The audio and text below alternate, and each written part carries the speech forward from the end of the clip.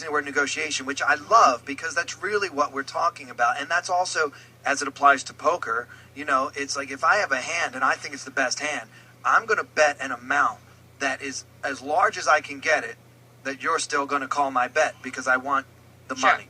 And if I'm trying to bluff you, then I'm going to bet the smallest amount that I think will make you fold your cards. Got it. And so when you put that's what negotiations are. How much can I get this car for? How much can I buy that diamond ring And I don't for? know if it's negotiation as much as it's I'm fooling you. Right. Like I'm deceiving you. Well, I am deceiving you. And where you call it negotiation is where we kind of, this is good for me, this is good for you. And that's not what's happening. That's what's happening in both kinds of my long-term relationships, both the friends with benefits sort of situation, and then like I am in the beginning stages of negotiating a more intimate, like full-fledged relationship. But like with these sort of one-off interactions, I feel like I can see through the insincerity right away. You cannot. Like where somebody is coming and they're peacocking for me right away, well, right? Where it's like they're like, if he's really good, you can't see it. You can't. Sure. If he's good at the game, you can't tell. And if he's really good, the guy that you have friends and benefits could be the guy that you just couldn't see what it is, and he knows how to see. I think we're just genuinely compatible, which is and fine. have like open, honest communication with It each may other. And get be along on a lot of that, levels. and it may not be that. It may be. I've been with women who I am totally incompatible with, and lasted years and years with them. Why would you do that to yourself? Because there's something in it for me. I get my cheeseburger.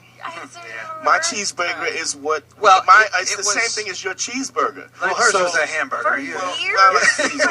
But no, I think what you're misunderstanding is in that situation, he's not saying that it was miserable. It just wasn't necessarily fully compatible, and there were things that were positive. My ideal situation. And Yeah. so if I've fucked chicks who would fucking whores on wheels, who just was some of the best sex I've ever had, and maintained it like that. That was my cheeseburger. So just because I don't want negative things outweigh the positive. Because I didn't want a one and done, I kept it going because it was good for me, and it didn't take me out of the context of what I was willing to do. Were you misleading those women about what your long-term intentions were in order to better facilitate access to that sex? I'll say this Possibly. Well, all right. Part of what we are trying to push is not necessarily. I think you're confusing it when you say peacocking. It's sort of like pretending you're someone you're not. Yes. The game really that we're talking about is more presenting yourself in the best possible light, showing the best of you, and being the best that you can be. What you're talking about is a Jody, is a cornball that's playing it, and you see that he's you see that this motherfucker's a cornball.